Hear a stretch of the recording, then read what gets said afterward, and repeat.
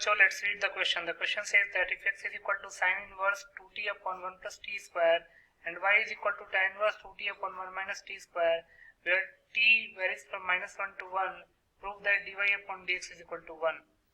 इस क्वेश्चन में x sin inverse 2t upon 1 minus t square का इक्वल 1 plus t square का equal दे रखा है और y जो है वो tan inverse 2t upon 1 minus t square का इक्वल दे रखा है, जहाँ पे t -1 से 1 वेरी करता है, तो हमको प्रूव करना है कि dy upon dx जो है वो 1 के इक्वल होगा।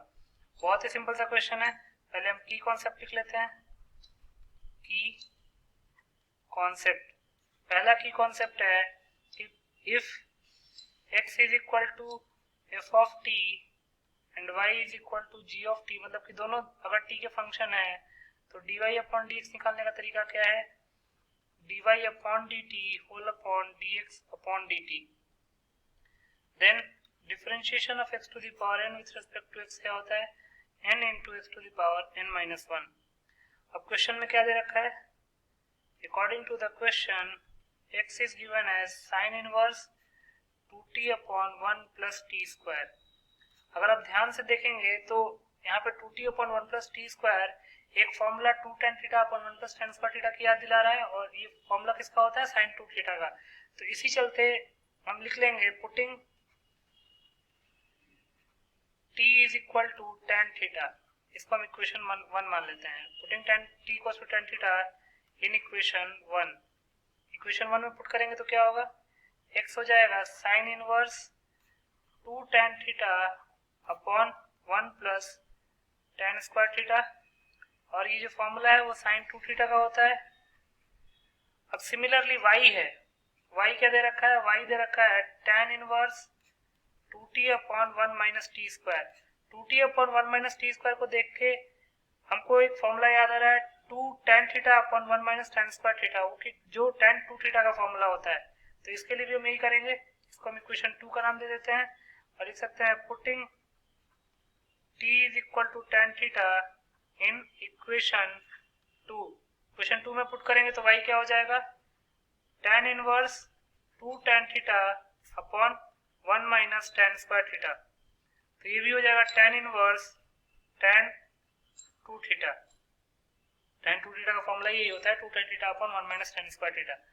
अब हमारे पास x आ गया sin इनवर्स sin 2 थीटा और y आ गया tan इनवर्स tan 2 थीटा। तो लिख लेते हैं we have x is equal to sine inverse sine 2 theta, इसको हम ए इक्वेशन का नाम दे देते हैं, and y is equal to tan inverse tan 2 theta, इसको हम इक्वेशन बी का नाम दे देते हैं। नाउ क्वेश्चन में इंटरवल दे रखा है कि जो x है वो -1 से 1 वेरी कर रहा है, नॉट x, जो t है वो -1 से 1 वेरी कर रहा है। Now according to the question